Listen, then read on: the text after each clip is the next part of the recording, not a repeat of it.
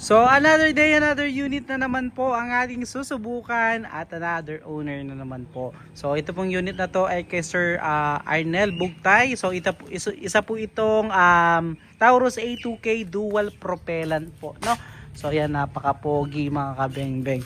So nakalagay sa kanya ngayon is compressed air po. Nakalagay ng ating quick fill fittings. So free na rin yun, sir.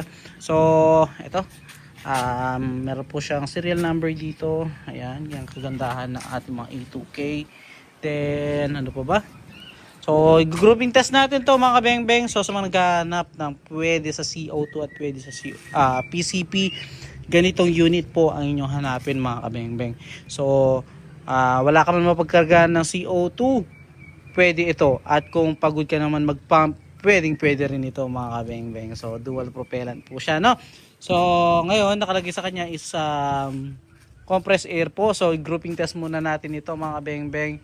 So subukan natin sa 36 meters itong yun in Sir Elmer Bugtay po, no? So lagay ko lang po yung ating camera stand. So ito po ating bagong phone kasi hindi pwede dun sa ating mga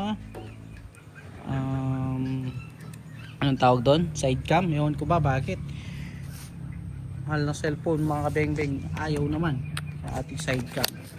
So manual ano na lang natin, i-zoom na lang po natin. So, Sir Arnel Bugtay, ayun po yung ating target plate. Na lang natin. So sa bandang ilalim tayo, no? So may mga ano na pala doon. So gagamitan natin bala meteor pellets po. So subukan natin mga kabengbeng sa 36 meters, sir. Grouping test natin ito unit ni Sir Arnel Bugtay na Taurus A2K dual propellant po, no? So tanggalin ko lang ito.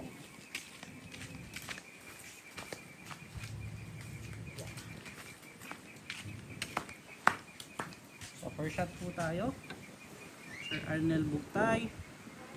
Subukan natin sa 36 meters itong kanya A2K.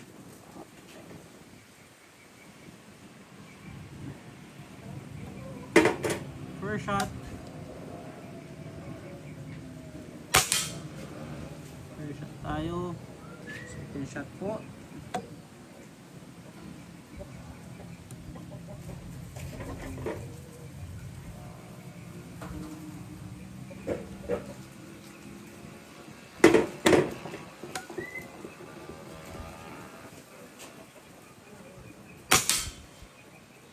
Ganito rin tumama, 26 meters po yan, ha.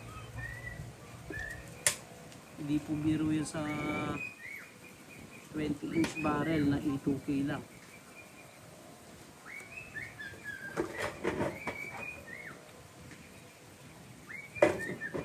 Third shot.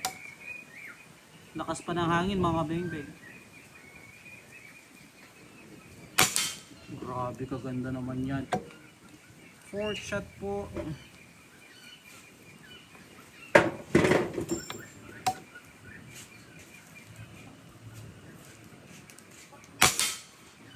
Ganda tumama ng unit mo, sir.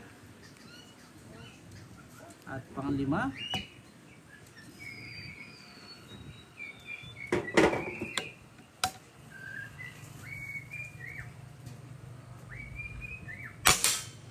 So yun, sir, suwabe po, no? Naka 5 shots tayo, nakita nyo naman po.